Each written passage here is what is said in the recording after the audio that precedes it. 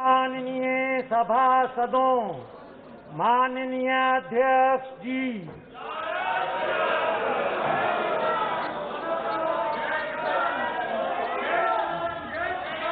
Item number 1 Shrimati Nirmala Sitharaman ji, आप बैठ जाए। माननीय सदस्य प्लीज, माननीय सदस्य प्लीज, प्लीज माननीय सदस्य please.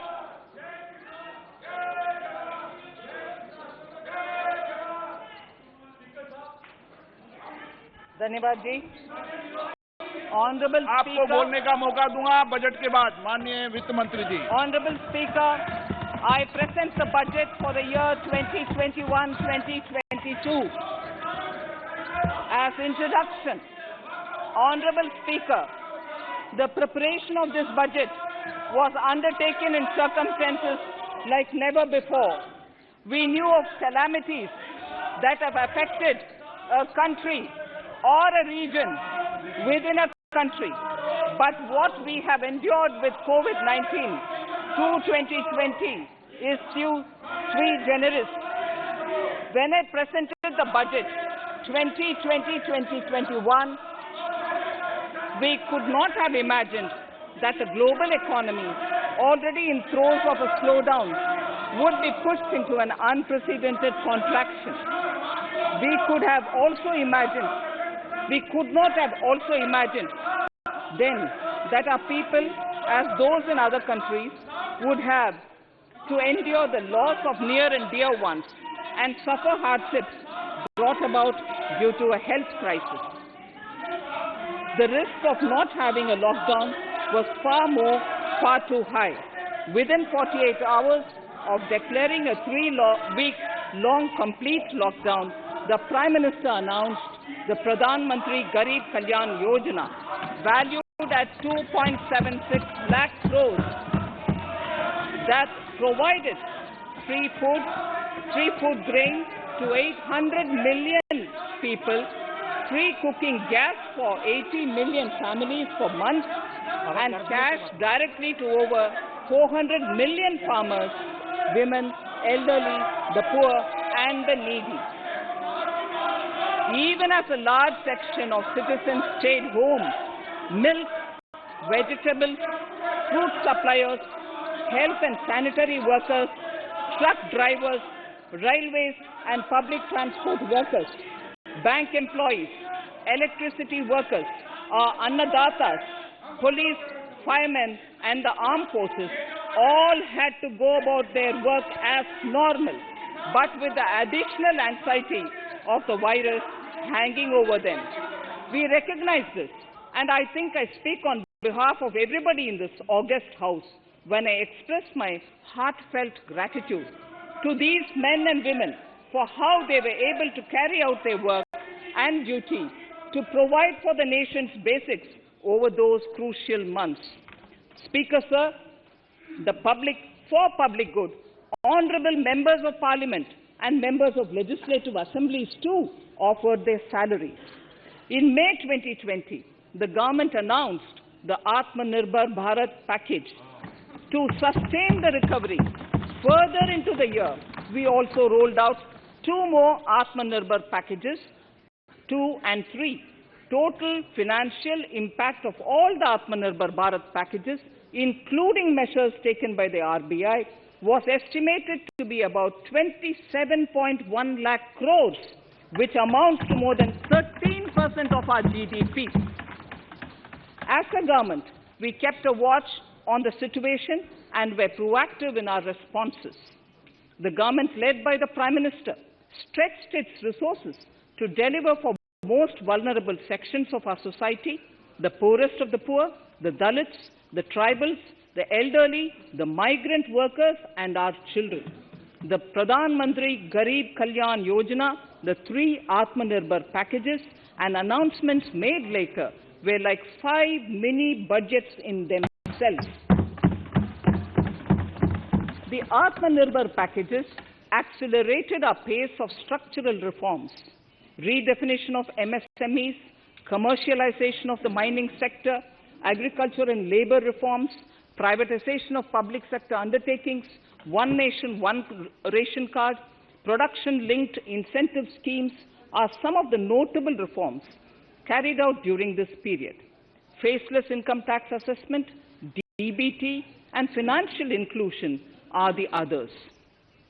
Today, India has 2 vaccines available and has begun medically safeguarding not only her own citizens against COVID-19, but also those of 100 or more countries. It is added comfort to know that 2 or more vaccines are also expected soon. Honorable Prime Minister launched the vaccination drive by crediting and thanking our scientists. We are ever grateful for the strength and rigor of their efforts. Having said that, we are all reminded time and again that our fight against COVID-19 continues into 2021.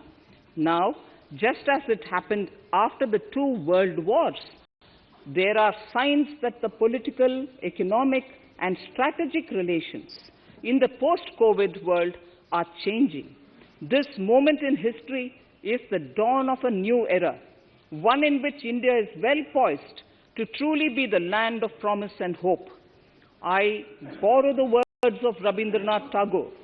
Faith is the bird that feels the light and sings when the dawn is still dark.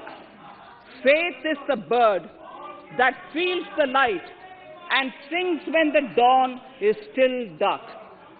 In this spirit, I can't help but recall the joy that we as cricket-loving nation felt after the Team India's recent spectacular success in Australia.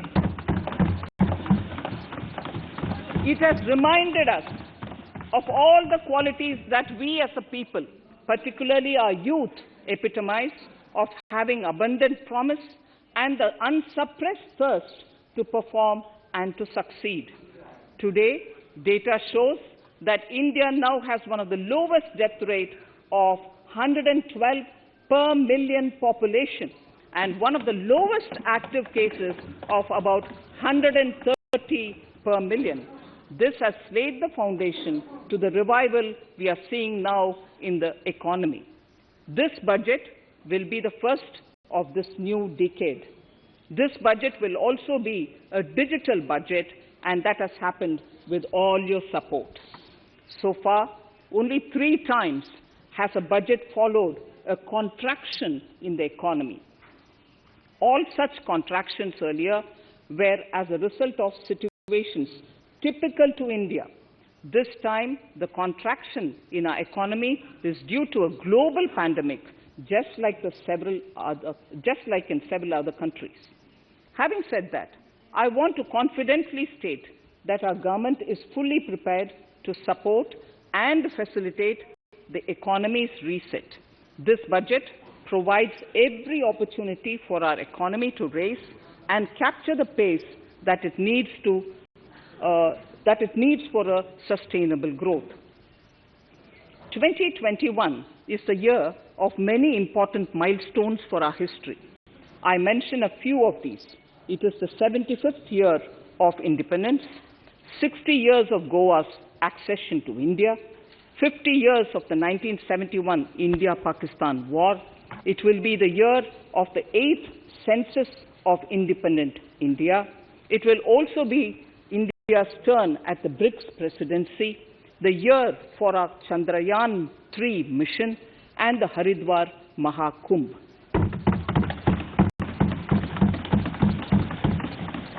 Honorable Speaker, before I commence Part A of the budget, I want to take a moment to acknowledge how isolating and distancing seemed like insurmountable challenges for a country like ours that has people coming together in times of crisis.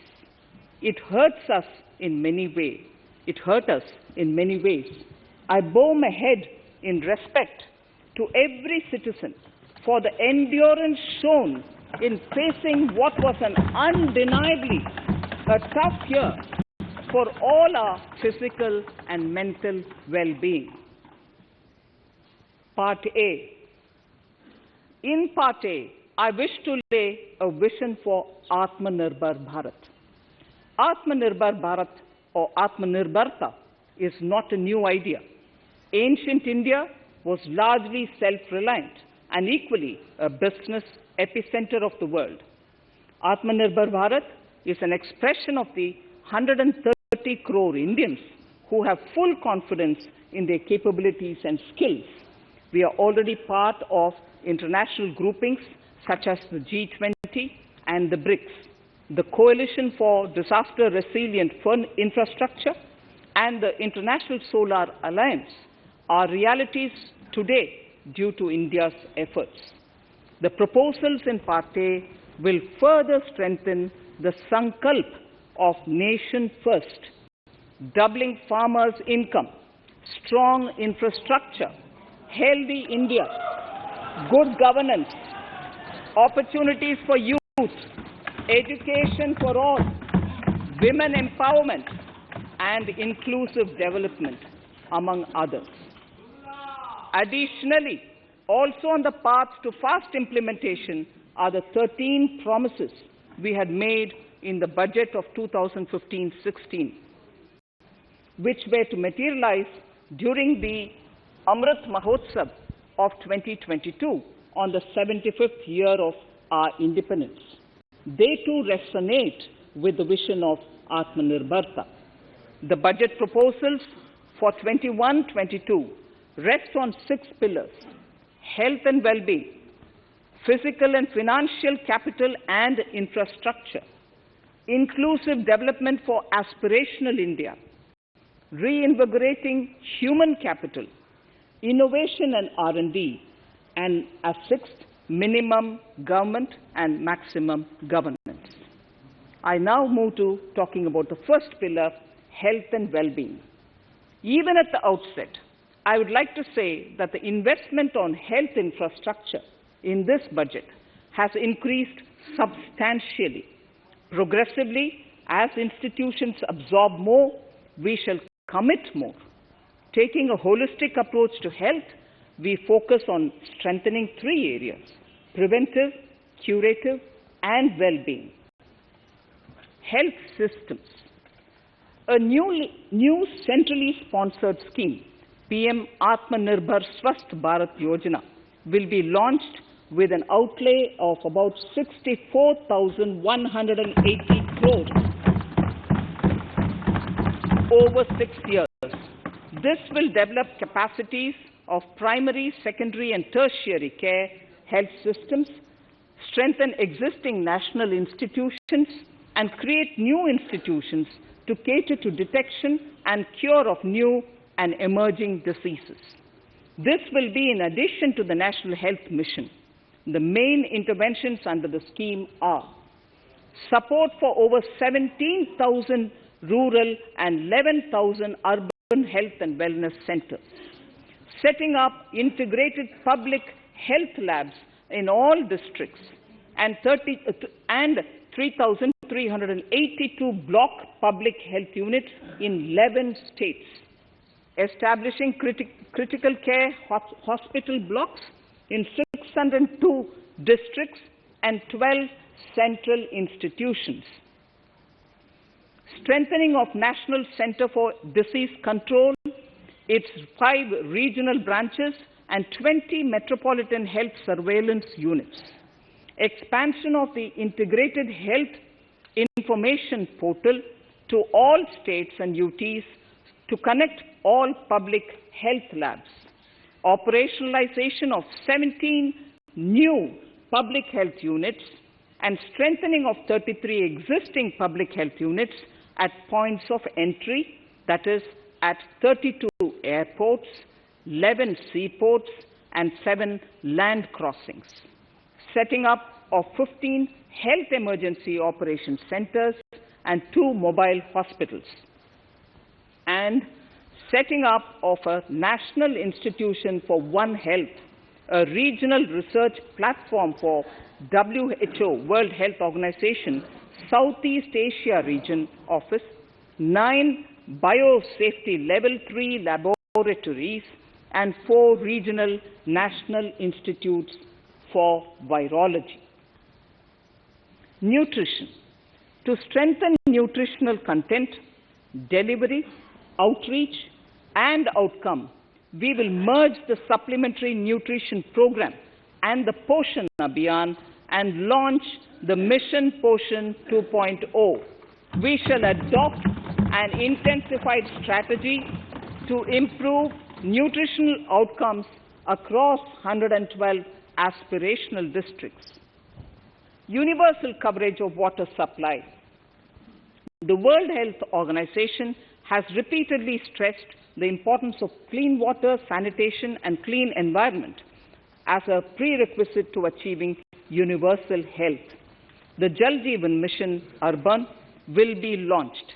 It aims at universal water supply in all 4,378 urban local bodies with 2.86 crores household tap connections as well as liquid waste management in 500 Amrit cities. It will be implemented over 5 years with an outlay of 2,87,000 crores.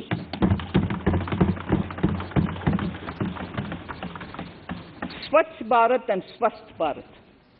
For further Swachhata of urban India, we intend to focus on complete fecal sludge management and wastewater treatment, source segregation of garbage, reduction in single-use plastic, reduction in air pollution by effectively managing waste from construction and demolition activities, and bioremediation of all legacy dump sites. The Urban Swachh Bharat Mission 2.0 will be implemented with a total financial allocation of 1,41,678 crores over a period of 5 years from 2021. Clean air. To tackle the burgeoning problem of air pollution, I propose to provide an amount of 2,217 crores of rupees for 42 urban centers with a million-plus population in this budget. Scrapping policy. We are separately announcing, Honorable Speaker, a voluntary vehicle scrapping policy to phase out old and unfit vehicles. This will help in encouraging fuel-efficient, environment-friendly vehicles, thereby reducing vehicular pollution and oil import bills. Vehicles would undergo fitness tests in automated fitness centers after 20 years in case of personal vehicles and after 15 years in case of commercial vehicles. Details of the scheme will be separately shared by the Ministry. Vaccines. The pneumococcal vaccine, a made-in-India product, is presently limited to only 5 states. It will be rolled out across the country. This will avert more than 50,000 child deaths annually. Honorable Speaker, I have provided 35,000 crores of rupees for COVID-19 vaccine in this year 21-22. I am committed to provide further funds if required.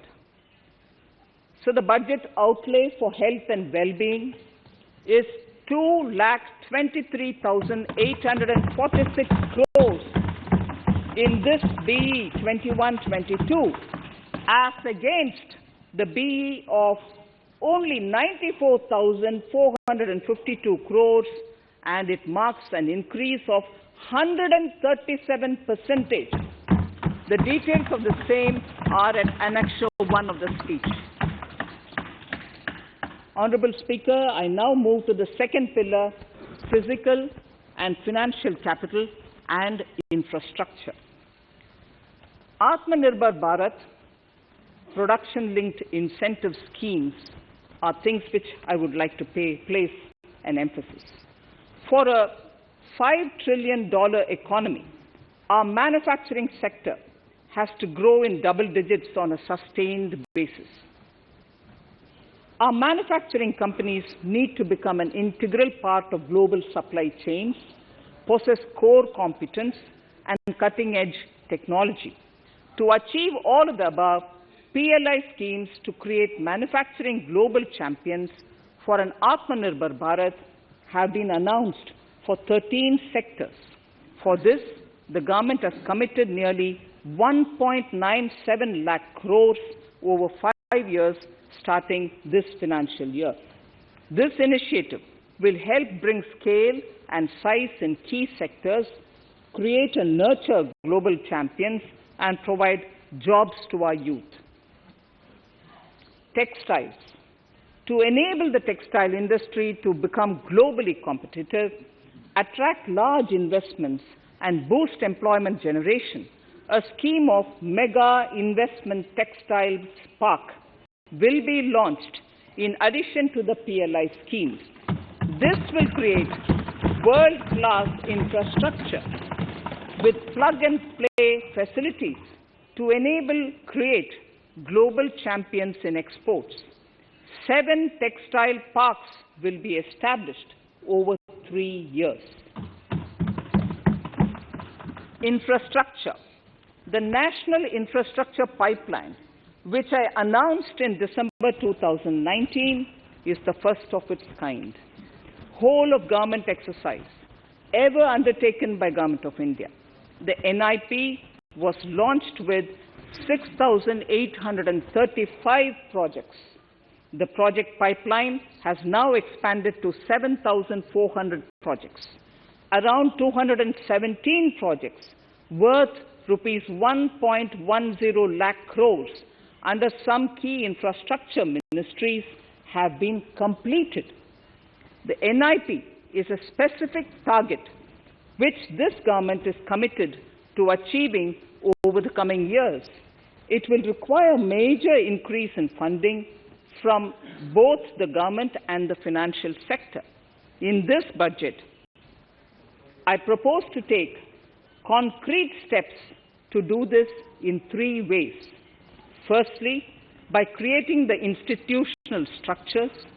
Secondly, by a big thrust on monetizing assets. And thirdly, by enhancing the share of capital expenditure in central and state budgets.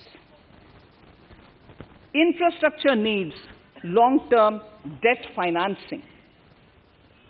A professionally managed development financial institution is necessary to act as a provider, enabler, and catalyst for infrastructure financing. Accordingly, I shall introduce a bill to set up a development financial institution. I have provided a sum of 20,000 crore rupees to capitalize this institution. The ambition is to have a lending portfolio of at least 5 lakh crores for this DFI within 3 years' time. Debt financing of InvITs and REITs by foreign portfolio investors will be enabled by making suitable amendments in the relevant legislations. This will further ease access of finance to InvITs and REITs, thus augmenting funds for infrastructure and real estate sectors. Asset monetization. Monetizing operating public infrastructure. Monetizing operating public infrastructure assets is a very important financing option for new infrastructure construction. A national monetization pipeline of potential brownfield infrastructure assets will be launched. An asset monetization dashboard will also be created for tracking the progress and to provide visibility to investors. Some important measures in the direction of monetization are National Highways Authority of India and the PGCIL each have sponsored one InvIT that will attract international and institutional investors. 5 operational roads with an estimated enterprise value of 5,000 crores of rupees are being transferred to the NHAI InvIT. Similarly, transmission assets of value 7,000 crores will be transferred to the PGCIL in WIT. Railways will monetize dedicated freight corridor assets for operations and maintenance after commissioning. A next lot of airports will be monetized for operations and management concessions. Other core infrastructure assets that will be rolled out under the asset monetization programs are NHAI operational toll roads, 2 transmission assets of PGCL, 3 oil and gas pipelines of GAIL, Gas Authority of India Limited, IOCL and HPCL, Airports Authority of India airports in Tier 2 and 3 cities, other railway infrastructure assets, warehousing assets of CPSE, such as the Central Warehousing Corporation and NAFED, among others, and sports stadiums. Sharp increase in capital budget. In the BE 2020-21, we had provided for 4.12 lakh crores for capital expenditure. It was our effort that in spite of resource crunch, we should spend more on capital, and we are likely to end this year at around 4.39 lakh crores, which I have provided in the RE of 2020-2021. For 21-22, I propose a sharp increase in capital expenditure and thus have provided 5.54 lakh crores, which is 34.5% more than the BE of 2020-2021. Of this, I have kept a sum of more than 44,000 crores in the budget head of the Department of Economic Affairs to be provided for projects, programs, or departments that show good progress in capital expenditure and are in need of further funds. Over and above this expenditure, we would also be providing more than 2 lakh crores to states and autonomous bodies for their capital expenditure. We will also work out specific mechanisms to nudge states to spend more of their budget on creation of infrastructure.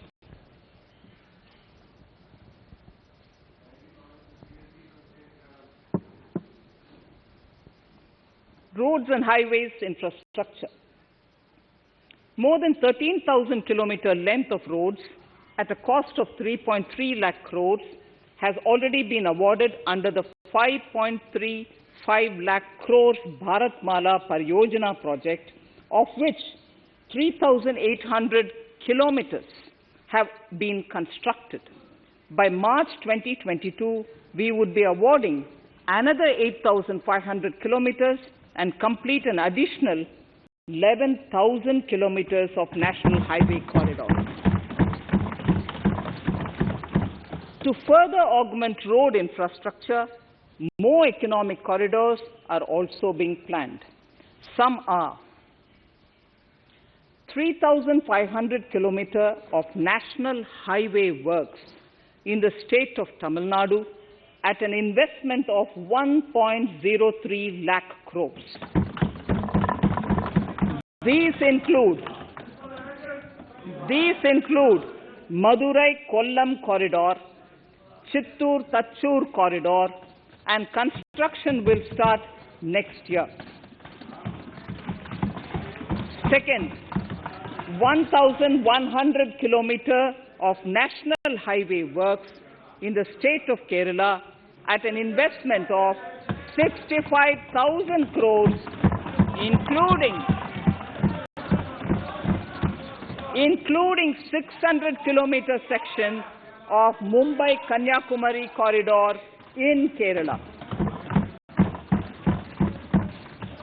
Third, 675 kilometers of highway works in the state of West Bengal at a cost of 25,000 crores, including upgradation of existing road Kolkata-Siliguri.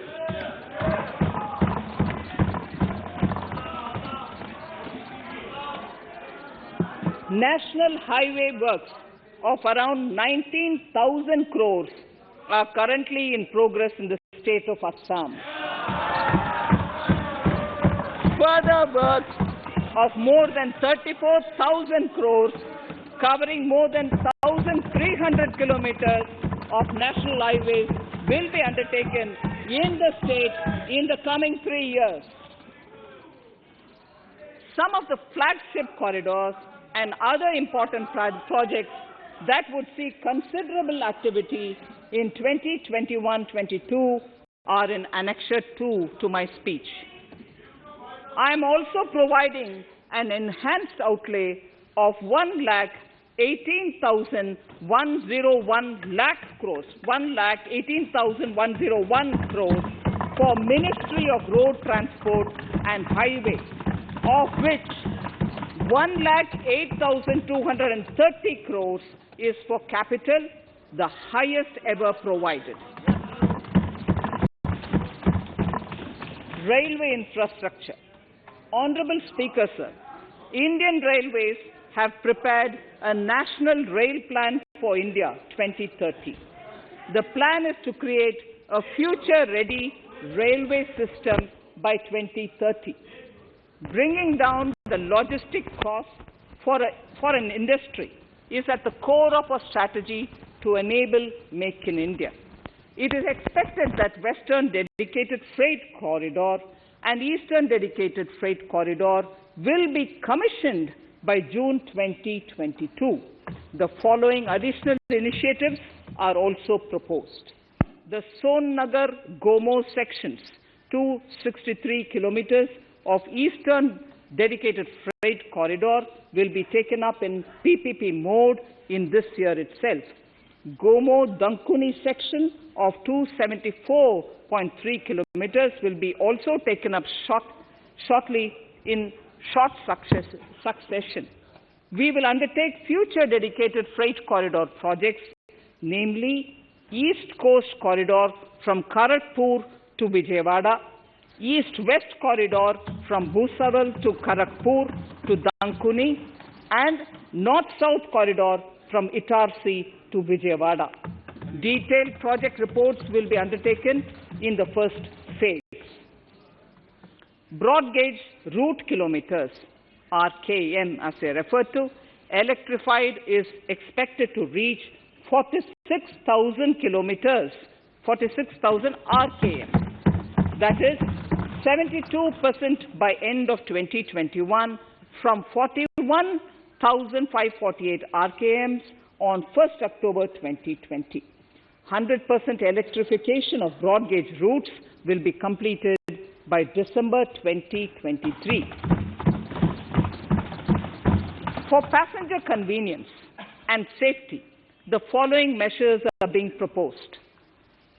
We will introduce the aesthetically designed Vista Dome LHB coach on tourist routes to give better travel experience to passengers. The safety measures undertaken in the past few years have borne results. To further strengthen this effort, high-density network and highly utilized network routes of Indian Railways will be provided with an indigenously developed automatic train protection system that eliminates train collision due to human error. I am providing a record sum of 1,10,055 crores for railways, of which 1,07,100 crores is for capital expenditure only. Urban infrastructure. We will work towards raising the share of public transport in urban areas through expansion of metro rail networks and augmentation of city bus services. A new scheme will be launched at a cost of 18,000 crores to support augmentation of public bus transport services. The scheme will facilitate deployment of innovative PPP models to enable private sector players to finance, to acquire, to operate, and to maintain over 20,000 buses. The scheme will boost the automobile sector, provide fillip to economic growth, create employment opportunities for our youth, and enhance ease of mobility for urban residents. A total of 702 kilometers of conventional metro is operational, and another 1,016 kilometers of metro and RRTS is under construction in 27 cities. Two new technologies, that is Metro Light and Metro Neo, will be deployed to provide metro rail systems at much lesser cost with same experience, convenience and safety in Tier 2 cities and peripheral areas of Tier 1 cities also. Central counterpart funding will be provided to Kochi Metro Railway Phase 2 of 11.5 kilometer at a cost of 1,957.05 crores. Chennai Metro Railway Phase 2 of 118.9 kilometers at a cost of 63,246 crores. Bengaluru Metro Railway Project Phase 2A and 2B of 58.19 kilometers at a cost of 14,788 crores. Nagpur Metro Rail Project Phase 2 and Nashik Metro at a cost of 5,976 crores and 2,092 crores respectively. Power infrastructure.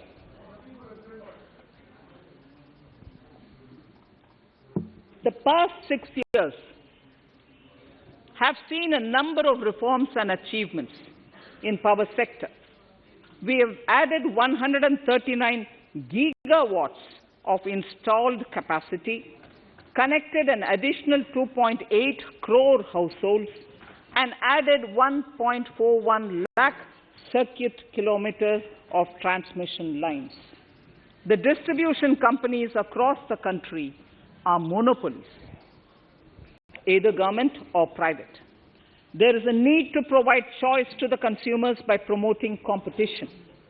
A framework will be put in place to give consumers alternatives to choose from among more than one distribution companies. I read that sentence again. A framework will be put in place to give consumers alternatives to choose from among more than one distribution company. The viability of distribution companies is a serious concern. A revamped, reforms-based, results-linked power distribution sector scheme will be launched with an outlay of 3,05,984 crores over 5 years. The scheme will provide assistance to DISCOMs for infrastructure creation, including prepaid smart metering, feeder separation, upgradation of systems, etc., tied to financial improvements. Prime Minister, while speaking at the third Reinvestment Conference in November 2020, had announced plans to launch a comprehensive national hydrogen energy mission. It is now proposed to launch a hydrogen energy mission in 2021-22 for generating hydrogen from green power sources. Ports, shipping and waterways. Major ports will be moving from managing their operational services on their own to a model where a private partner will manage it for them. For the purpose, 7 projects worth more than 2,000 crores will be offered by the major ports on private-public partnership mode in FY 21-22. A scheme for promoting flagging of merchant ships in India will be launched by providing subsidy support to Indian shipping companies in global tenders floated by ministries and CPSCs. An amount of 1,624 crores will be provided over 5 years. This initiative will enable greater training and employment opportunities for Indian seafarers, besides enhancing Indian companies' share in global shipping. India has enacted Recycling of Ships Act in 2019 and acceded to the Hong Kong International Convention. Around 90 ship recycling yards at Alang in Gujarat have already achieved HKC-compliant certificates. Efforts will be made to bring more ships to India from Europe and Japan. Recycling capacities of around 4.5 million light displacement ton LDT will be doubled by 2024. This is expected to generate an additional 1.5 lakh jobs for our youth. Petroleum and natural gas. Our government has kept fuel supplies running across the country without interruption during the COVID-19 lockdown period. Taking note of the crucial nature of the sector in people's lives, the following key initiatives are being announced. 1. Ujjwala scheme, which has benefited 8 crore households, will be extended to cover 1 crore more beneficiaries. We will add 100 more districts in next 3 years to the city gas distribution network. A gas pipeline project will be taken up in the Union Territory of Jammu and Kashmir.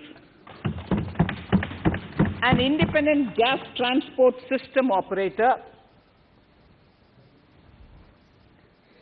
will be set up for facilitation and coordination of booking of common carrier capacity in all natural gas pipelines on a non-discriminatory open access basis.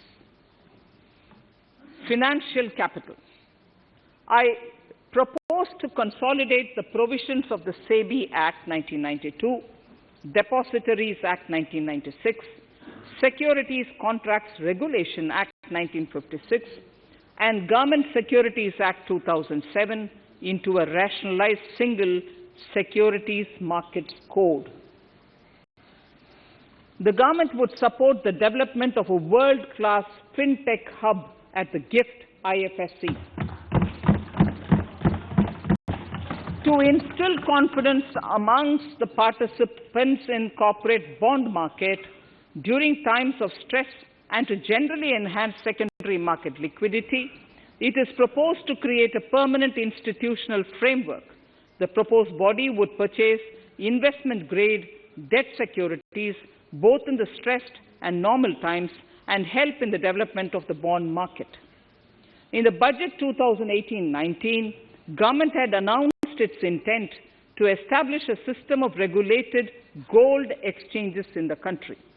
For the purpose, SEBI will be notified as the regulator, and Warehousing Development and Regulatory Authority will be strengthened to set up a commodity market ecosystem arrangement, including vaulting, assaying, logistics, etc., in addition to warehousing. Towards investor protection, I propose to introduce an investor charter as a right of all financial investors across all financial products. To give a further boost to the non-conventional energy sector, I propose to provide additional capital infusion of 1,000 crores to Solar Energy Corporation of India and 1,500 crores to Indian Renewable Energy Development Agency. I propose to amend the Insurance Act 1938 to increase the permissible FDI limit from 49% to 74% in insurance companies and allow foreign ownership and control with safeguards. Under the new structure, the majority of directors on the board and key management persons would be resident Indians, with at least 50% of directors being independent directors and specified percentage of profits being retained as general reserve. Stressed asset resolution by setting up a new structure. The high level of provisioning by public sector banks of their stressed assets calls for a measure to clean up the bank books.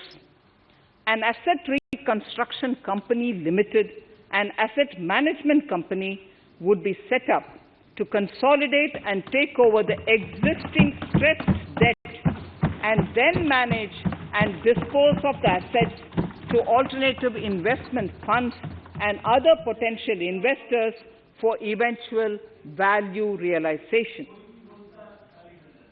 Recapitalization of PSB. To further consolidate the financial capital capacity of PSBs, further recapitalization of 20,000 crores is proposed in 21-22. Deposit insurance. Last year, government had approved an increase in the deposit insurance cover from 1 lakh rupees to 5 lakhs for bank customers. I shall be moving amendments to DICGC Act 1961 in this session itself to streamline the provision so that if a bank is temporarily unable to fulfill its obligations, the depositors of such bank can get easy and time-bound access to their deposits to the extent of the deposit insurance cover. This would help depositors of banks that are currently under stress. To improve credit discipline, while continuing to protect the interests of small borrowers, for NBFCs with minimum asset size of 100 crores, the minimum loan size eligible for debt recovery under the Securitization and Reconstruction of Financial Assets and Enforcement of Security Interests SARFAESI Act 2002, it is proposed to be reduced from the existing level of 50 lakhs to 20 lakhs. Company matters. The decriminalization of the procedural and technical compoundable offences under Companies Act 2013 is now complete. I now propose to take up decriminalization of the Limited Liability Partnerships Act 2008. Honourable Speaker, I propose to revise the definition under the Companies Act 2013 for small companies by increasing the threshold for paid-up capital from not exceeding 50 lakh to not exceeding 2 crores and turnover from not exceeding 2 crores to not exceeding 20 crores.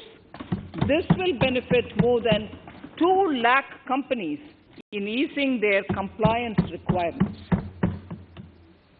As a further measure which directly benefits startups and innovators, I propose to incentivize the incorporation of one-person companies by allowing one-person companies to grow without any restriction on paid-up capital and turnover, allowing their conversion into any other type of company at any time, reducing the residency limit for an Indian citizen to set up an one-person company from 182 days to 120 days and allow also non-resident Indians to incorporate OPCs in India. This will be a big boost for startups. To ensure faster resolution of cases, the NCLT framework will be strengthened, e-court system shall be implemented, and alternate methods of debt resolution and special framework for MSMEs shall be introduced.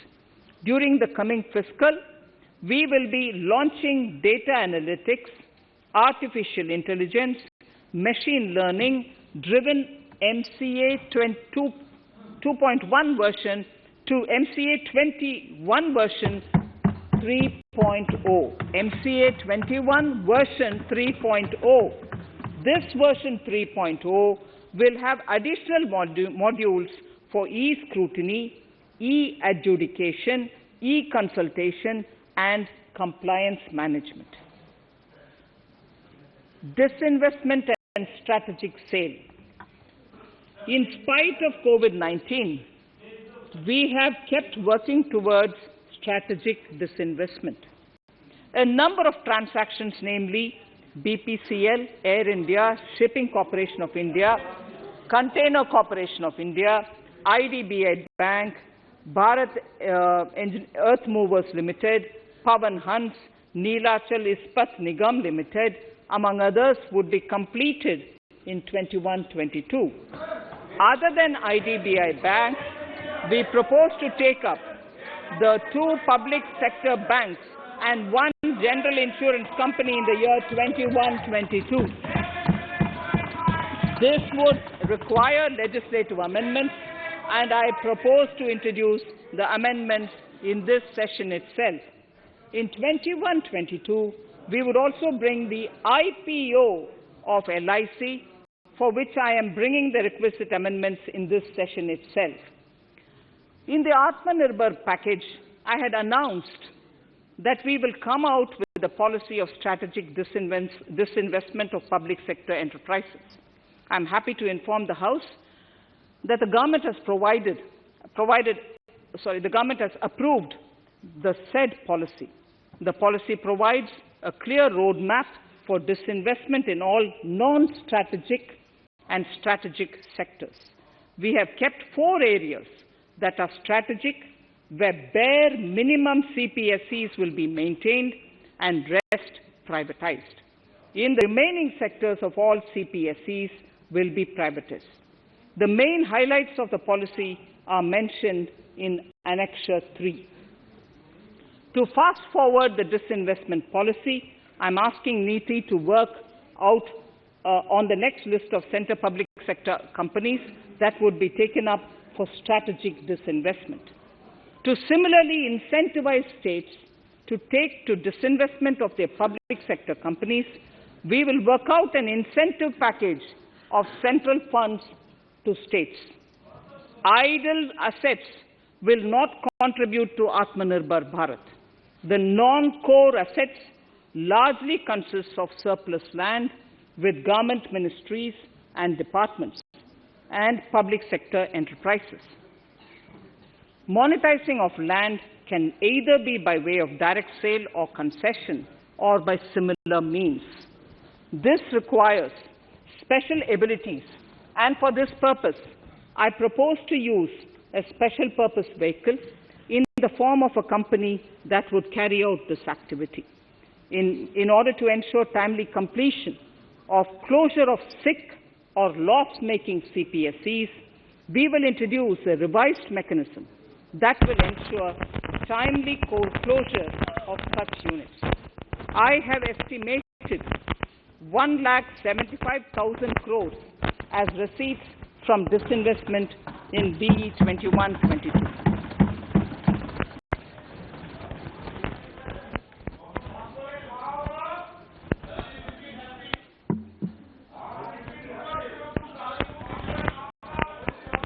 Government financial reforms. Under the Treasury Single Account, the TSA system, autonomous bodies directly draw funds from the government's account at the time of actual expenditure, saving interest costs. We will extend the TSA system for universal application from 21-22. On the recommendation of the 15th Finance Commission, we have undertaken a detailed exercise to rationalize and bring down the number of centrally sponsored schemes. This will enable consolidation of outlays for better impact. The government is committed to the development of multi-state cooperatives and will provide all support to them. To further streamline the ease of doing business for cooperatives, I propose to set up a separate administrative structure for them. So the third pillar of Atmanirbhar Bharat, inclusive development for aspirational India.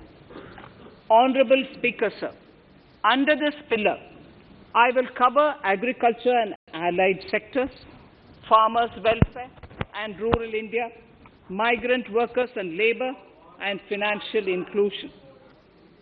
Agriculture. Our government is committed to the welfare of farmers. The MSP regime has undergone a sea change to assure price that is at least 1.5 times the cost of production across all commodities.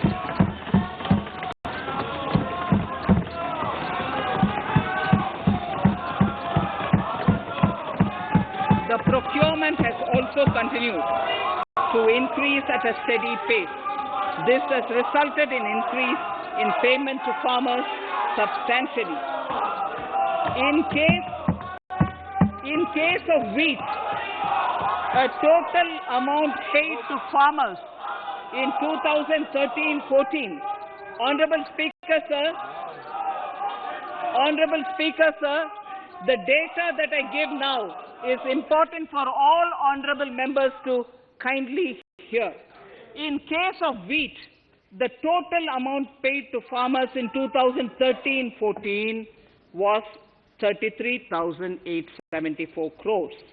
In 2019-20, it was 62,802 crores. And even better, Honorable Speaker, in 2020-2021, this amount paid to farmers was 75,060 crores.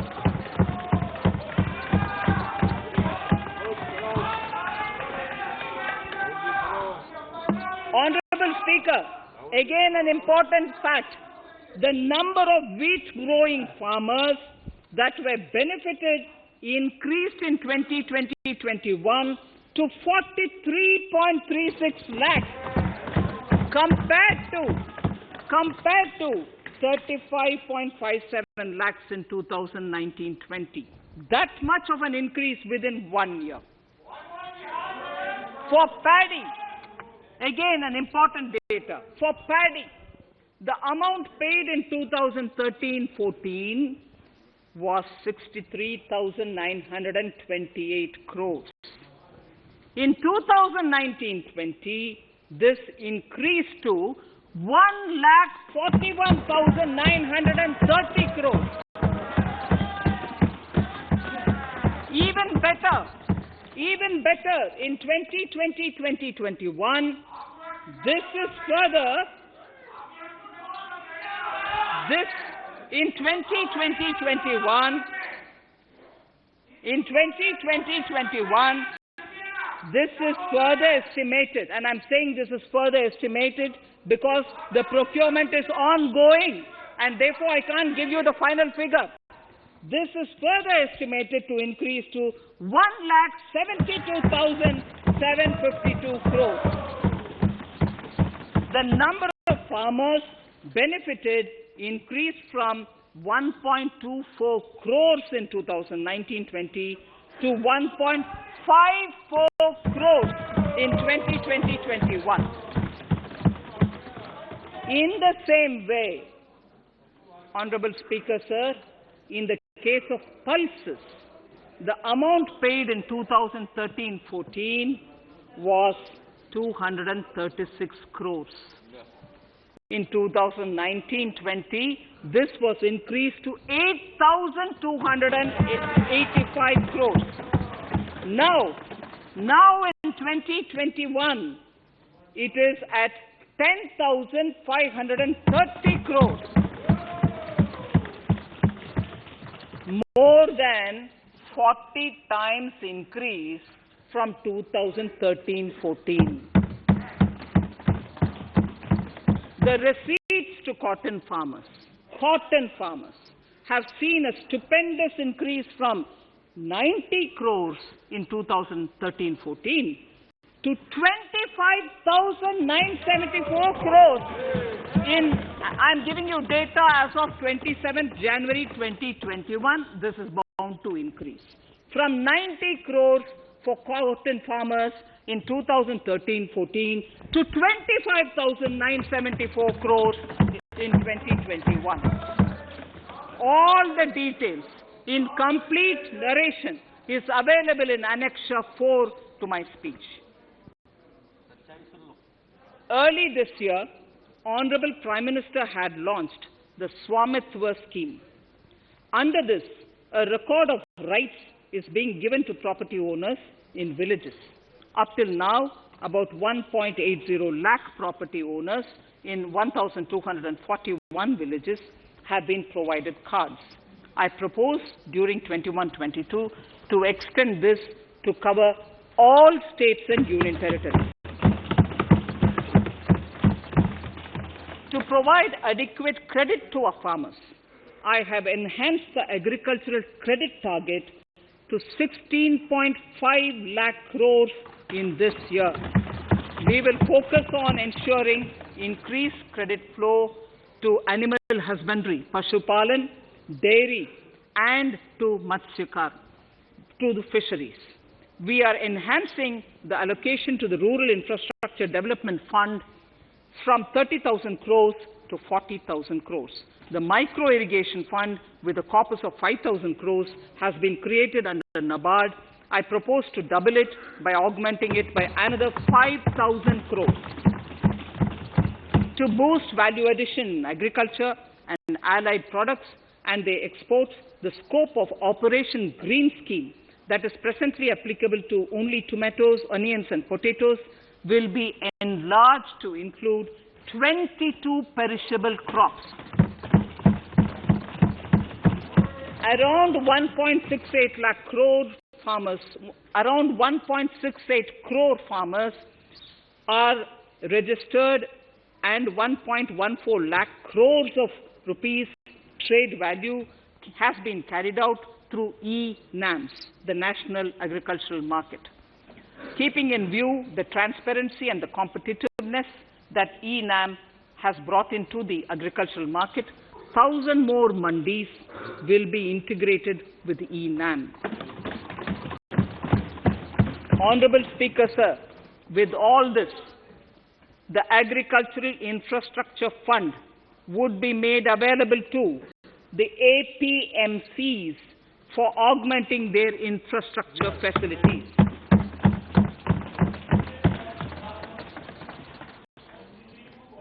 Fisheries. I am proposing substantial investments in the development of modern fishing harbors and fish landing centers. To start with, 5 major fishing harbors, Kochi, Chennai, Visakhapatnam, Paradip, and Petua Ghat, will be developed as hubs for economic activity. We will also develop inland fishing harbors and fish landing centers along the banks of rivers and waterways. Seaweed farming is an emerging sector with potential to transform the lives of coastal communities. It will provide large-scale employment and additional incomes. To promote seaweed farming and cultivation, I propose a multi-purpose seaweed park to be established in Tamil Nadu. Migrant workers and laborers. We have launched the One Nation, One Ration Card scheme, through which beneficiaries can claim their rations anywhere in the country. Migrant workers in particular benefit from the scheme, those staying away from their families can partially claim their ration where they are stationed, while their family in their native places can claim the rest. I am happy to inform you that One Nation, One Ration Card plan is under implementation by 32 states and union territories, reaching about 69 crore beneficiaries. That's a total of 86% beneficiaries covered. The remaining 4 states and UTs will be integrated in the next few months. To further extend our efforts towards the unorganized labor force, migrant workers in particular, I propose to launch a portal that will collect relevant information on gig workers, building and construction workers, among others. This will help formulate health, housing, skill, insurance credit, and food schemes for all migrant workers. We will conclude a process that began 20 years ago with the implementation of the 4 labor codes. For the first time globally, social security benefits will be extended to gig and platform workers.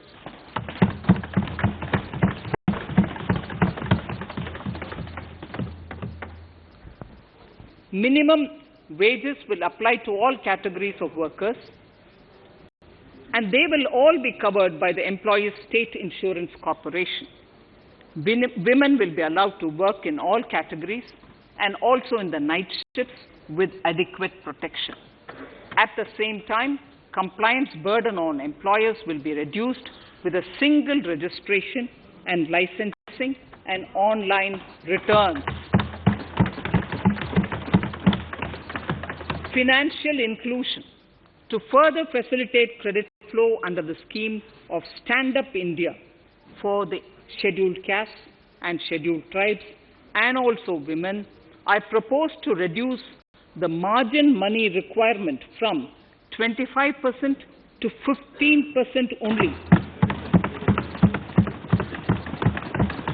and to also include loans for activities in allied sectors, in allied activities in agriculture. We have taken a number of steps to support the MSME sector. In this budget, I have provided 15,700 crores to this sector, more than double of the last year's B. Honorable Speaker, sir, I now go to the 4th pillar, reinvigorating human capital. The national education policy announced recently has had good reception. In school education, more than 15,000 schools will be qualitatively strengthened to include all components of the national education policy. They shall emerge as exemplar schools in their regions, hand-holding and mentoring other schools to achieve the ideals of policy. 100 new Sainik schools will be set up in partnership with NGOs, private schools, and states. Higher education. In Budget 2019-20, I had mentioned about the setting up of a higher education commission in India. We would be introducing the legislation this year to implement the same. It will be an umbrella body having 4 separate vehicles for standard setting, accreditation, regulation, and funding. Many of our cities have various institutions, universities, and colleges supported by the Government of India. Hyderabad, for example, has about 40 major institutions. In 9 such cities, we will create a formal umbrella structure so that these institutions can have better synergy while also retaining their internal autonomy. A glue grant will be set aside for this purpose. For accessible higher education in Ladakh, I propose to set up a central university in Leh.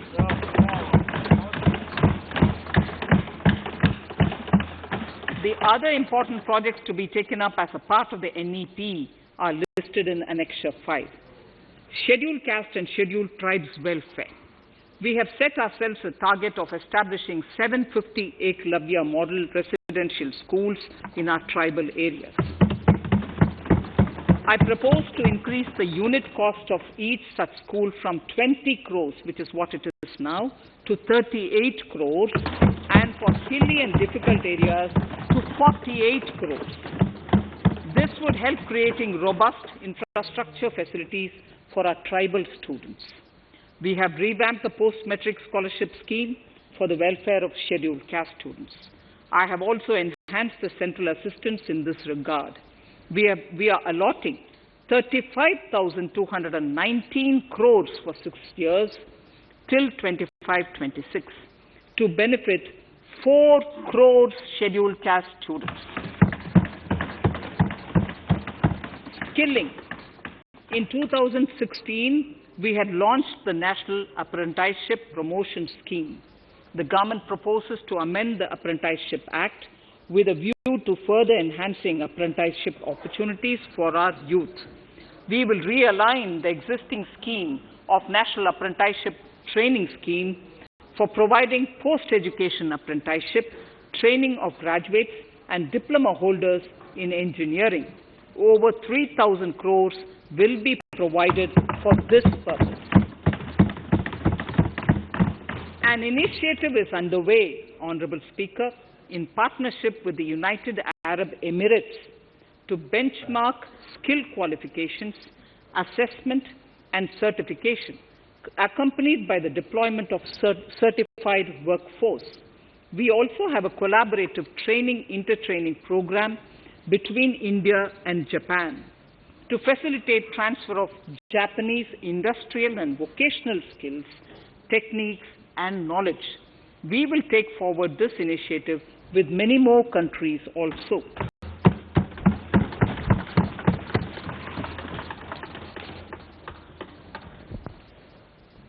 Innovation and R&D. In my budget speech of 2019, I had announced the National Research Foundation. We have now worked out the modalities, and the NRF outlay will be of 50,000 crores over 5 years. It will ensure that the overall research ecosystem in the country is strengthened with focus on identified national priority thrust areas. There has been a manifold increase in digital payments in the recent past.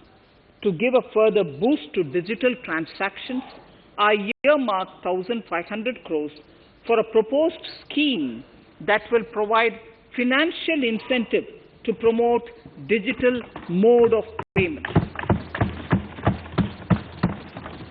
We will undertake a new initiative, National Language Translation Mission. This will enable the wealth of governance and policy-related knowledge on the Internet being made available in major Indian languages.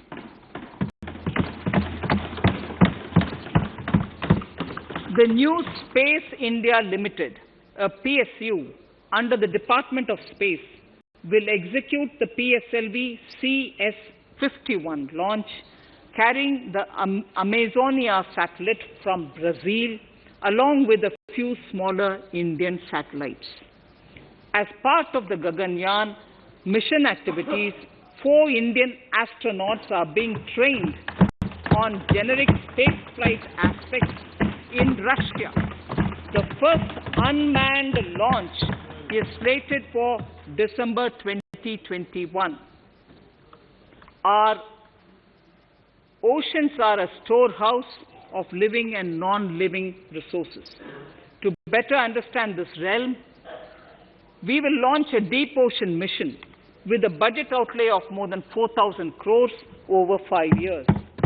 This mission will cover deep ocean survey exploration and projects for the conservation of deep sea biodiversity.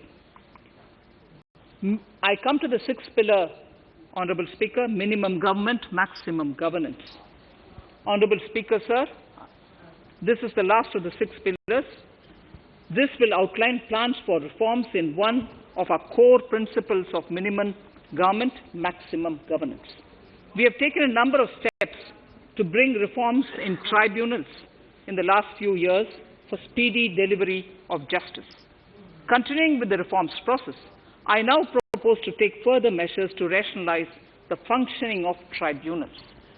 We have introduced the National Commission for Allied Healthcare Professionals Bill in Parliament. National Commission for Allied Healthcare Professionals Bill in the Parliament, with a view to ensure transparent and efficient regulation of 56 allied healthcare professionals. Additionally, to bring about transparency, efficiency, and governance reforms in the nursing profession, the National Nursing and Midwifery Commission Bill will be introduced by the government for passing. To have ease of doing business for those who deal with government or CPSEs and carry out contracts, I propose to set up a conciliation mechanism and mandate its use for quick resolution of contractual disputes. This will instill confidence in private investors and contractors. Honorable Speaker, sir, the forthcoming census could be the first digital census in the history of India.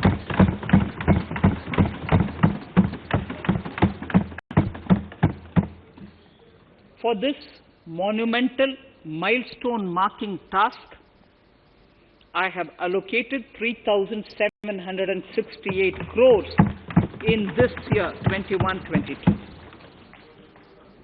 Honorable Speaker, Goa is celebrating the Diamond Jubilee year of the state's liberation from Portuguese rule. From the Government of India's side, I propose to grant 300 crores to the Government of Goa for the celebration. I propose to provide 1,000 crores for the welfare of tea workers, especially women and children in Assam and West Bengal. A special scheme will be devised for the same.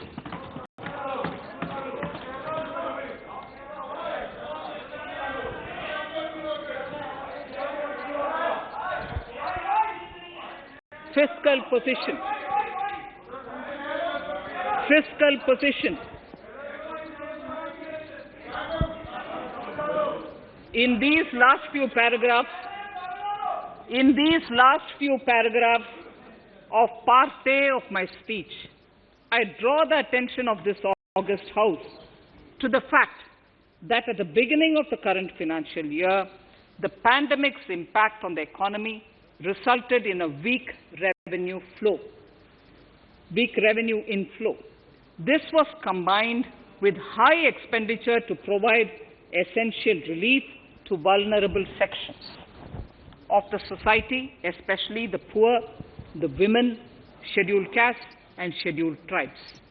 Unlike many other countries, we opted for a series of medium-sized packages during the pandemic so that we could calibrate and target our response according to the evolving situation.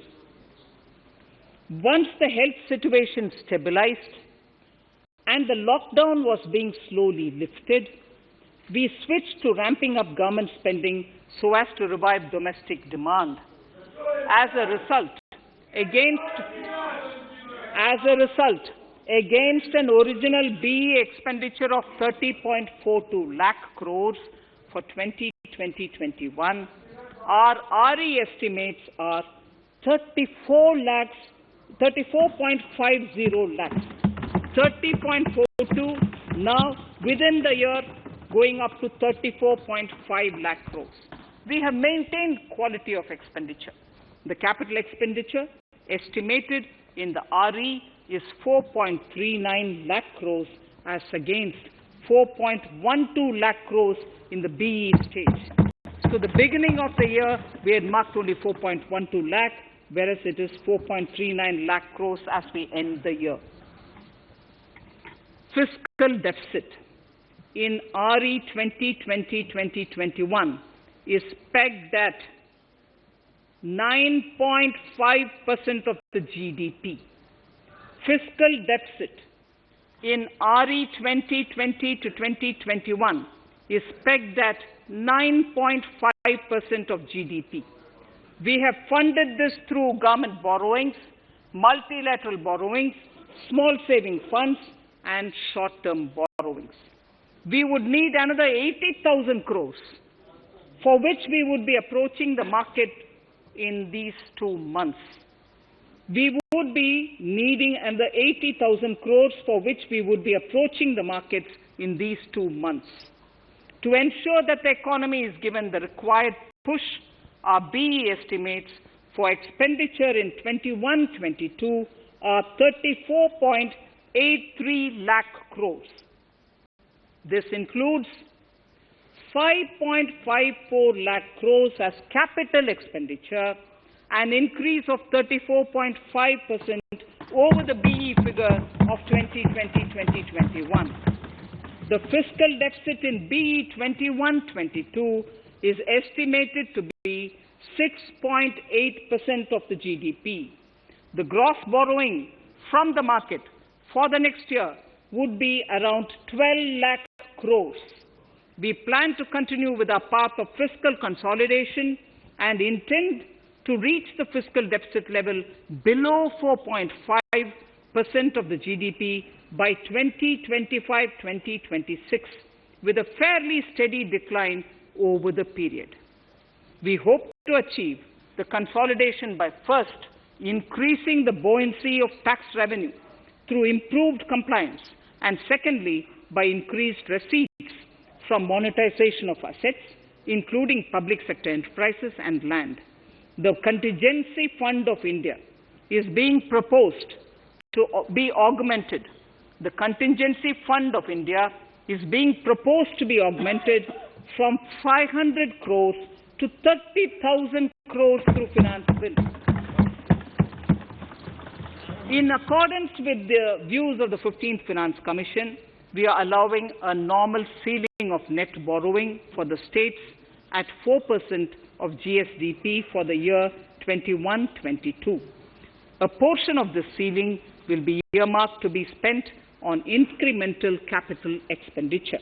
Additional borrowing ceiling of 0.5% of the GSDP will also be provided, subject to conditions. States will be expected to reach a fiscal deficit of 3% of GSDP by 2023-24, as recommended by the 15th Finance Commission. In the July 2019-20 budget, I introduced the Statement 27 on extra budgetary resources. It disclosed the borrowings of the government agencies that went towards funding Government of India schemes and whose repayment burden was on the government. In my 2020-21 budget, I enhanced the scope and coverage of that statement by including the loans provided by government to the FCI, the Food Corporation of India. Taking a step further in this direction, I propose to discontinue the NSSF loan to FCI for food subsidy, and accordingly, budget provisions have been made in RE 2020-21 and in the BE 2021-22. The extra budgetary resource details are at Annexure 6. We know that the FRBM Act mandates fiscal deficit of 3% of GDP to be achieved by 31st March 2020-2021. The effect of this year's unforeseen and unprecedented circumstances has necessitated the submission of a deviation statement under Sections 4 of Subclause 5 and Section 7, Subclause 3b of the FRBM Act, which I am laying on the table of the House as part of the FRBM documents.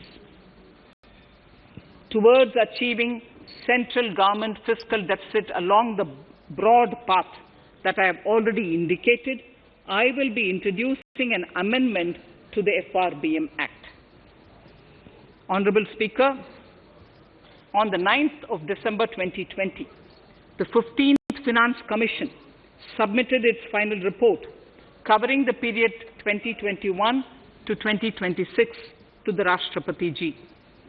The government has laid the Commission's report along with the explanatory memorandum in the Parliament, retaining the vertical shares of the states at 41%.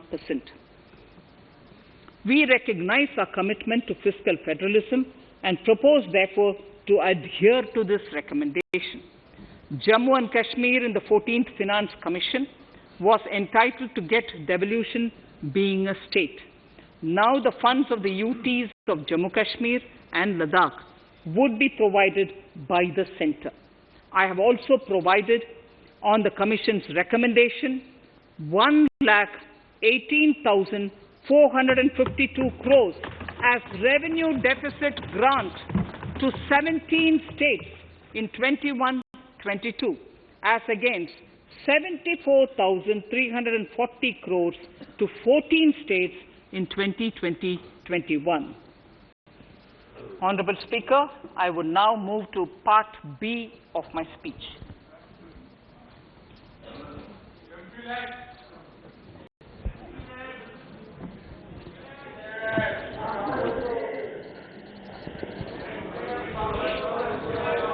Honourable Speaker, the world is facing a serious challenge of the pandemic and its aftershock.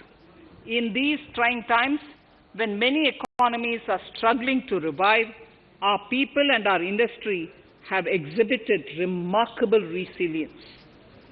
As I mentioned already, post-pandemic, a new world order seems to be emerging, one in which Asia is poised to occupy a prominent position, and India will have a leading role therein. In this scenario, our tax system has to be transparent, efficient, and should promote investments and employment in our country. At the same time, it should put minimum burden on our taxpayers. I borrow the words of Thiruvalluvar, the saint. Yetralum, Eatalum, Kathalum, Katha Vaguthalum, Nalla Valladarasu. A king or a ruler is the one who creates and acquires wealth, protects and distributes it for common good. Tirukkural. Direct tax proposals. Keeping this in mind, the words of Tirukkural, our government introduced a series of reforms in the direct tax system for the benefit of our taxpayers and economy. Few months prior to the pandemic, in order to attract investments, we slashed our corporate tax rate to make it among the lowest in the world. The dividend distribution tax too was abolished. The burden of taxation on small taxpayers was eased by increasing rebates. In 2020, the return filers saw a dramatic increase to 6.48 crores from 3.31 crores in 2014. In the direct tax administration, we had recently introduced the faceless assessment and faceless appeal. I now seek to take further steps to simplify the tax administration, ease compliance, and reduce litigation. Relief to senior citizens. I begin my direct tax proposals by offering my pranam to our senior citizens. Many of them, despite having foregone several basic necessities of their own, have strived to build our nation. Now in the 75th year of independence of our country, when we continue our endeavour with renewed vigour, we shall reduce compliance burden on our senior citizens who are 75 years of age and above. For senior citizens who only have pension and interest income, I propose exemption from filing their income tax returns.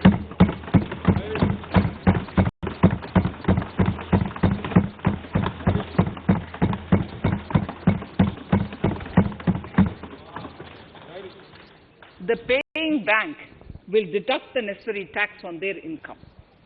Reduction in time for income tax proceedings. This is a very key announcement if you are asking. Honourable Speaker, Presently, an assessment can be reopened up to 6 years and in serious tax fraud cases for up to 10 years.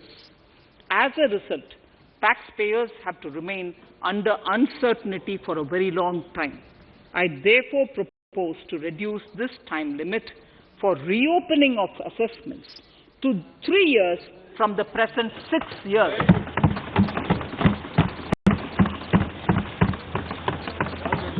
In serious tax evasion cases too, only where there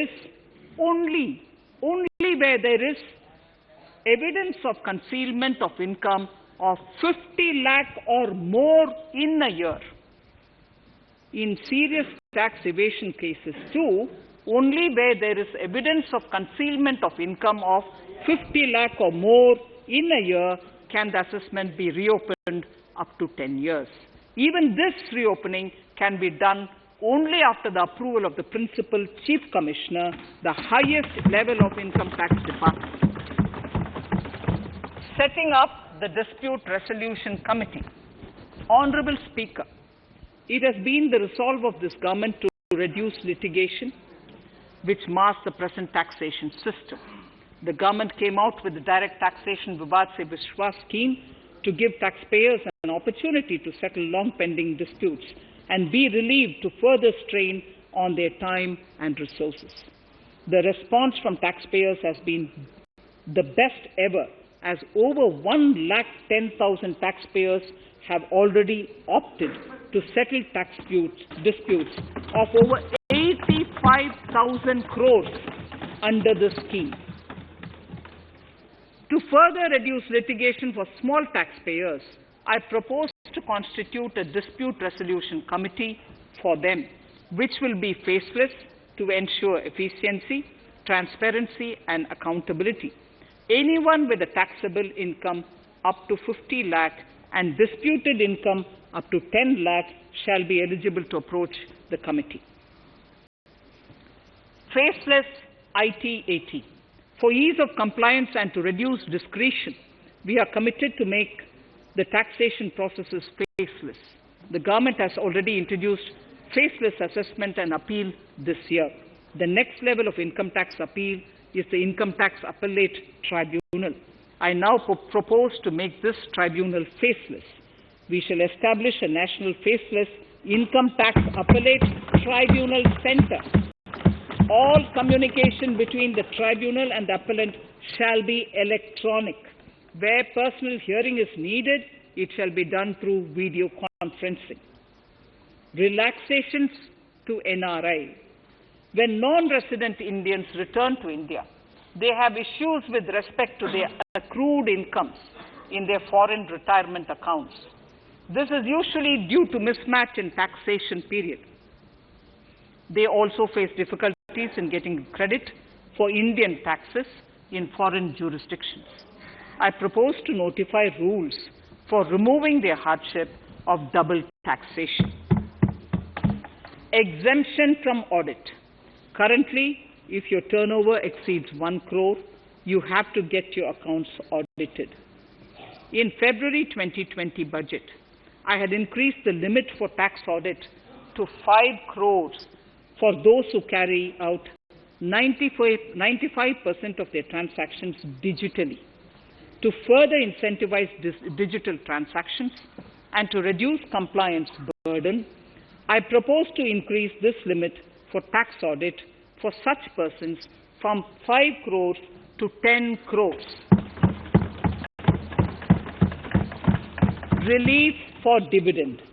In the previous budget, I had abolished the dividend distribution tax in order to incentivize investment. Dividend was made taxable in the hands of shareholders. Now, in order to provide ease of compliance, I propose to make dividend payment to rate and InvIT exempt from TDS. Further, as the amount of dividend income cannot be estimated correctly by the shareholders for paying advance tax, I propose to provide that advance tax liability on dividend income shall arise only after the declaration or payment of dividend. Also, for the foreign portfolio investors, I propose to enable deduction of tax on dividend income at lower treaty rate. Attracting foreign investment into infrastructure sector. In the last budget, for attracting foreign investment in the infrastructure sector, we had granted 100% tax exemption, subject to certain conditions, to foreign sovereign wealth funds and pension funds on their income from investment in Indian infrastructure. We have noticed that few of such funds are facing difficulties in meeting some of the conditions. In order to ensure that a large number of funds invest in India, I propose to relax some of these conditions relating to prohibition on private funding, restriction on commercial activities, and direct investment in infrastructure. In order to allow funding of infrastructure by issue of zero-coupon bonds, I propose to make notified infrastructure debt funds eligible to raise funds by issuing tax-efficient zero-coupon bonds. Affordable housing.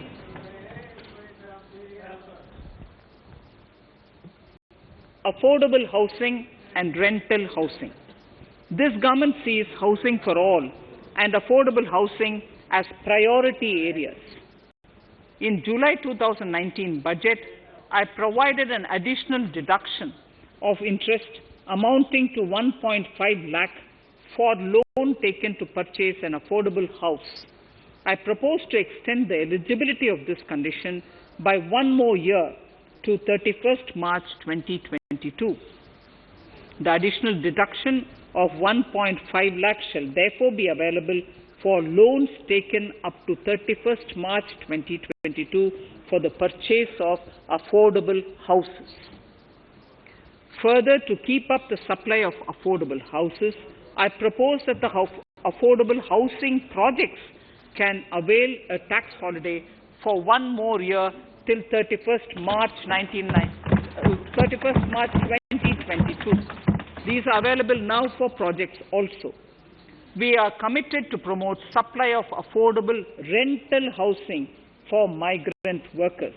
For this, I propose to allow tax exemption for notified affordable rental housing projects. Tax incentives to IFSC. As I mentioned in Part A of this speech, the government is committed to making the International Financial Services Center in GIFT City a global financial hub. In addition to the tax incentives already provided, I propose to include, among others, tax holiday for capital gains for aircraft leasing companies, tax exemption for aircraft lease rentals paid to foreign lessors, tax incentive for relocating foreign funds in the IFSC, and to allow tax exemption to the investment division of foreign banks located in the IFSC. Pre-filling of returns. Honorable Speaker, in order to ease compliance for the taxpayer, details of salary income, tax payments, TDS, etc., already come pre-filled in income tax returns.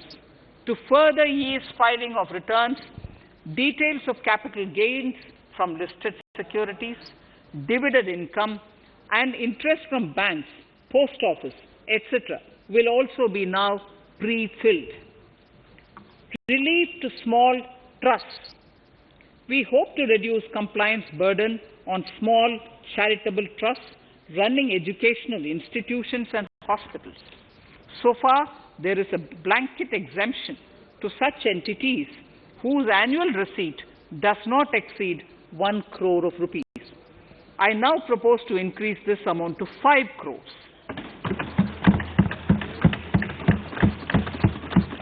Labour welfare.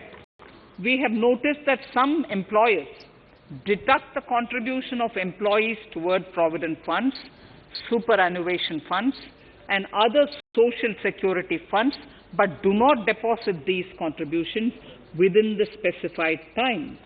For these employees, this means a loss of interest or income.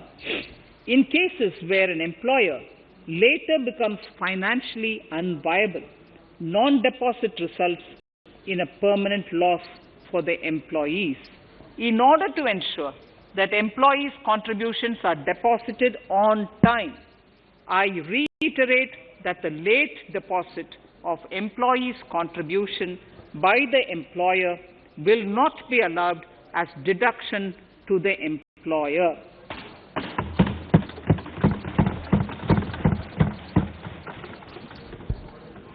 Incentives for startups. In order to incentivize startups in the country, I propose to extend the eligibility for claiming tax holiday for startups by 1 more year, till 31st March 2022. Further, in order to incentivize funding for the startups, I propose to extend the capital gains exemption for investment in startups by 1 more year, till 31st March 2022. Sir, I now come to indirect tax proposals. GST. Before I come to my indirect tax proposals, I would like to appraise the House on GST. The GST is now 4 years old, and we have taken several measures to further simplify it. Some of the measures include nil return through SMS, quarterly return and monthly payment for small taxpayers, electronic invoice system, validated input tax statements, pre-filled editable GST return, and staggering of returns filing. The capacity of GST and system has also been enhanced. We have also deployed deep analytics and artificial intelligence to identify tax evaders and fake billers and launched special drives against them. The results speak for themselves. We have made record collections in the last few months. The GST Council has painstakingly thrashed out thorny issues. As chairperson to the Council, I want to assure this House that we shall take every possible measure to smoothen the GST further and to remove anomalies such as inverted duty structure. Custom duty rationalization. Our custom duty policy should have the twin objective of promoting domestic manufacturing and helping India get on to global value chain and export better. The thrust now has to be on easy access to raw materials and exports of value-added products. Towards this, last year, we started overhauling the customs duty structure, eliminating 80 outdated exemptions. I also thank everyone who responded overwhelmingly to a crowdsourcing call for suggestions on this revamp. I now propose to review more than 400 old exemptions this year. I repeat, I now propose to review more than 400 old exemptions this year. We will conduct this through extensive consultations, and from 1st October 2021, we will put in place a revised customs duty structure free of distortions. I also propose that any new customs duty exemptions, therefore, henceforth will have validity up to 31st March, following 2 years from the date of the issue. Electronic and mobile phone industry. Domestic electronic manufacturing has grown rapidly. We are now exporting items like mobiles and chargers. For greater domestic value addition, we are withdrawing a few exemptions on part of chargers and sub-parts of mobiles. Further, some parts of mobiles will move from nil rate to a moderate 2.5%. Iron and steel. MSMEs and other user industries have been severely hit by a recent sharp rise in iron and steel prices. Therefore, we are reducing customs duty uniformly to 7.5% on semis, flats, and long products of non-alloy, alloy, and stainless steels. To provide relief to metal recyclers, mostly MSMEs, I am exempting duty on steel scrap for a period up to 31st March 2022. Further, I am also revoking ADD and CVD on certain steel products. Also, to provide relief to copper recyclers, I am reducing duty on copper scrap from 5% to 2.5%. Textiles. The textile sector generates employment and contributes significantly to the economy. There is a need to rationalize duties on raw material inputs to man-made textiles. We are now bringing nylon chain on par with polyester and other man-made fibers. We are uniformly reducing the BCD rates on caprolactam, nylon chips, nylon fiber, and yarn to 5%. This will help the textile industry, MSMEs, and also overall exports. Chemicals. We have calibrated customs duty rates on chemicals to encourage domestic value addition and to remove inversions. Apart from other items, we are reducing customs duty on naphtha to 2.5% to correct inversion. Gold and silver presently attract a basic customs duty of 12.5%. Since the duty was raised from 10% in July 19, prices of precious metals have risen sharply. To bring it closer to previous levels, we are rationalizing customs duty on gold and silver. Renewable energy. In Part A, we have already acknowledged that solar energy has huge promise for India. To build up domestic capacity, we will notify a phased manufacturing plan for solar cells and solar panels. At present, to encourage domestic production, we are raising duty on solar inverters from 5% to 20% and on solar lanterns from 5% to 15%. Capital equipment and auto parts. There is immense potential in manufacturing heavy capital equipment domestically. We will comprehensively review the rate structure in due course. However, we are revising duty rates on certain items immediately. We propose to withdraw exemptions on tunnel boring machine. It will attract a customs duty of 7.5% and its parts a duty of 2.5%. We are raising customs duty on certain auto parts to 15% to bring them on par with general rate on auto parts. MSME products. We are proposing certain changes to benefit MSMEs. We are increasing duty from 10 to 15% on steel screws and plastic builder wares.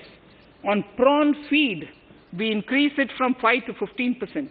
We are rationalizing exemption on import of duty-free items as an incentive to exporters of garments, leather, and handicraft items. Almost all of these items are made domestically by our MSMEs. We are withdrawing exemption on imports of certain kinds of leathers as they are domestically produced in good quantity and quality, mostly by MSMEs. We are also raising customs duty on finished synthetic gemstones to encourage domestic processing.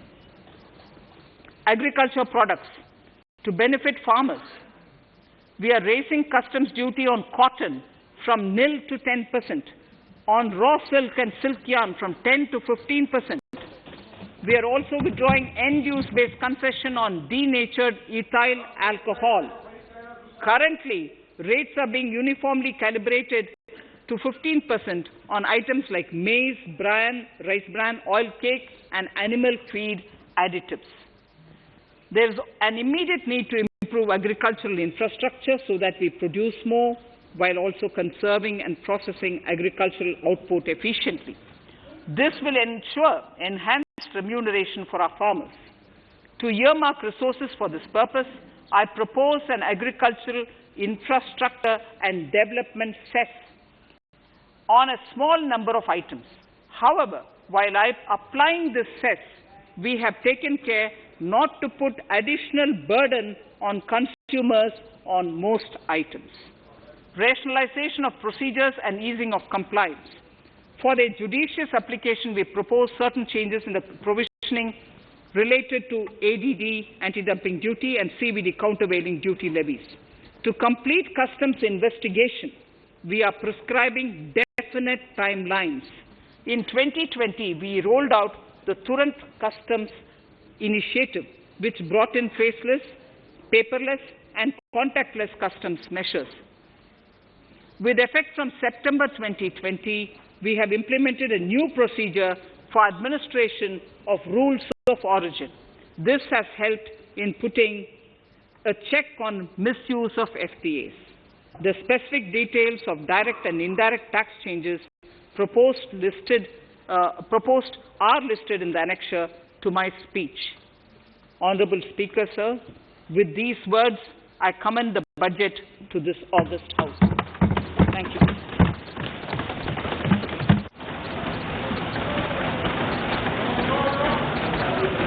Item number 1, माननीय मंत्री जी, item number 1। Sorry, I don't have it with me. Sir, I wish to place on table the 15th Finance Commission report.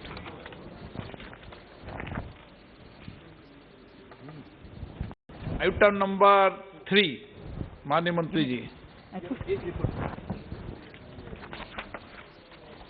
Sir, I wish to lay on the table the following statements under Section 3(1) of the Fiscal Responsibility and Budget Management Act 2003, the medium-term fiscal policy cum fiscal policy strategy statement and macroeconomic framework statement.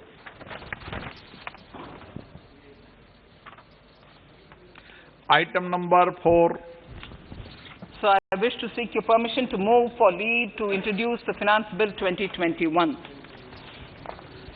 प्रश्न ये कि विधेयक को पुनर्स्थापित करने की अनुमति प्रदान की जाए। जो सदस्य इसके पक्ष में हाँ कहें, जो सदस्य इसके विरोध में ना कहें। मेरे विचार में निर्णय हाँ वालों के पक्ष में हुआ, हाँ वालों के पक्ष हुआ। माननीय मंत्री जी विधेयक को पुनर्स्थापित करें। Shri Prahlad Joshi ji. With your permission, I rise to present the 18th report of Business Advisory Committee. माननीय सदस्यगण, माननीय वित्त मंत्री जी के बजट भाषण की प्रतियां प्रकाशक फलक पर उपलब्ध है। सदस्य अपनी प्रति प्रकाशन फलक से प्राप्त कर सकते हैं। माननीय सदस्यगण, जैसा कि आपको समाचार 2 के माध्यम से पहले सूचित किया जा चुका है कि बजट की प्रतियां आपको मेंबर्स पोर्टल के माध्यम से उपलब्ध कराई जा रही है। सभा की कार्रवाई मंगलवार दिनांक 2 फरवरी 2021 को दोपहर 4 बजे तक के लिए स्थगित की जाती है।